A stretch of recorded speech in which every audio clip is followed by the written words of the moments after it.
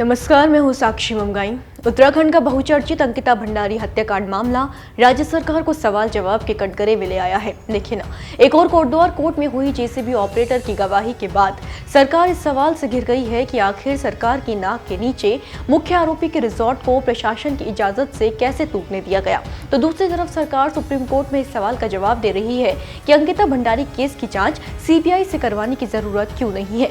अंकिता भंडारी मामले में चल रही ये अलग अलग अदालती कार्रवाई आने वाले समय में केस के लिए बेहद अहम साबित होगी। आने वाले दिनों में कई रहस्य खुलेंगे जो कि अपने साथ कई प्रश्न उठाएंगे और साथ ही सरकार पर दबाव भी बनाएंगे। कैसे, ये जानने के लिए रिपोर्ट देखिए। जानिए कि अंकिता भंडारी केस की अदालती कार्रवाई के तहत अब तक क्या क्या विशेष हुआ है और आगे क्या क्या होने वाला है। गौर कीजिए कि इस रिपोर्ट में आपको इस जानकारी से भी अवगत कराएंगे कि उस याचिका का क्या हुआ जो सीबीआई जांच कराने की मांग को लेकर सुप्रीम कोर्ट में डाली गई थी। आखिर सुनवाई के दौरान कोर्ट ने कहा क्या, रिपोर्ट देखिए।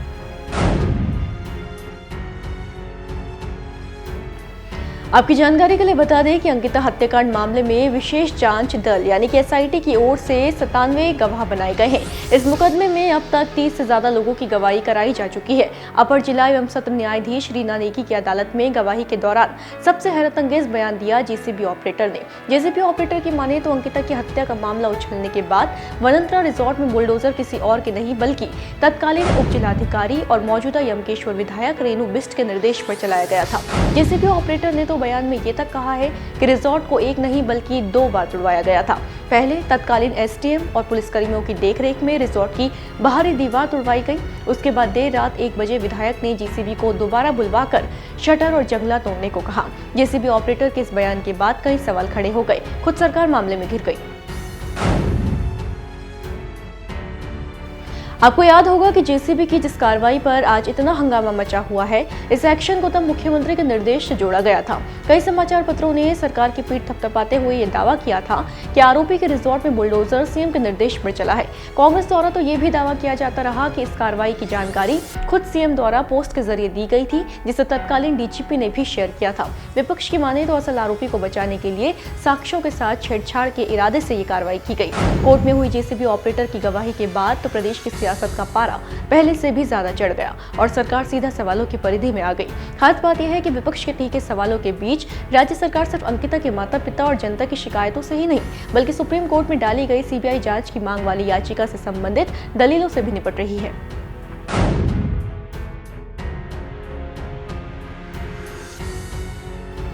दरअसल अंकिता भंडारी मामले में शुरुआत से ही सीबीआई जांच की मांग है। उत्तराखंड हाईकोर्ट में इसके संबंध में याचिका डाली गई थी, लेकिन उत्तराखंड हाईकोर्ट ने एसआईटी जांच पर संतोष जताते हुए सीबीआई जांच की मांग से जुड़ी याचिका को खारिज कर दिया था।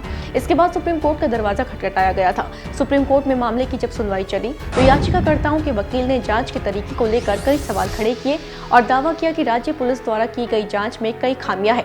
सीबीआई को स्थानांतरित करने की मांग करते हुए आरोप लगाया गया कि सीसीटीवी फुटेज नहीं एकत्र किए गए और न ही फॉरेंसिक साक्ष्य लिए गए, मोबाइल फोन भी जब्त नहीं किए गए। इसके बाद उत्तराखंड सरकार को भी अदालत में अपना पक्ष रखना था। दिसंबर में जब सीबीआई जांच की मांग वाली याचिका पर सुप्रीम कोर्ट ने सुनवाई की तो राज्य सरकार ने अपना पक्ष रखते हुए 3 जरूरी बातें कोर्ट को बताई। बताएं कि मामले की जांच को लेकर राज्य सरकार ने अपना पक्ष रखते हुए सुप्रीम कोर्ट से कहा कि मामले की सही जांच के लिए तमिलनाडु कैडर के आईपीएस अफसर की निगरानी में 9 सदस्यीय कमेटी बनाई गई है। इसके अलावा ट्रायल कोर्ट में कई गवाहों के बयान भी दर्ज किए जा चुके हैं और साथ ही मामले से जुड़े हुए सीसीटीवी फुटेज, इलेक्ट्रॉनिक साक्ष्य निचली अदालत में सपोर्ट के तौर पर रखे गए हैं। और की सरकार ने रिजॉर्ट में वीआईपी से मुलाकात की दलील को राजनीति से प्रेरित बताया। दोनों पक्षों को सुनने के बाद शीर्ष अदालत ने ट्रायल जारी रखने का आदेश देते हुए कहा कि मामले की अगली सुनवाई फरवरी में होगी। ये भी एक कारण है कि आने वाले वक्त को अंकिता हत्याकांड मामले के लिए अहम माना जा रहा है।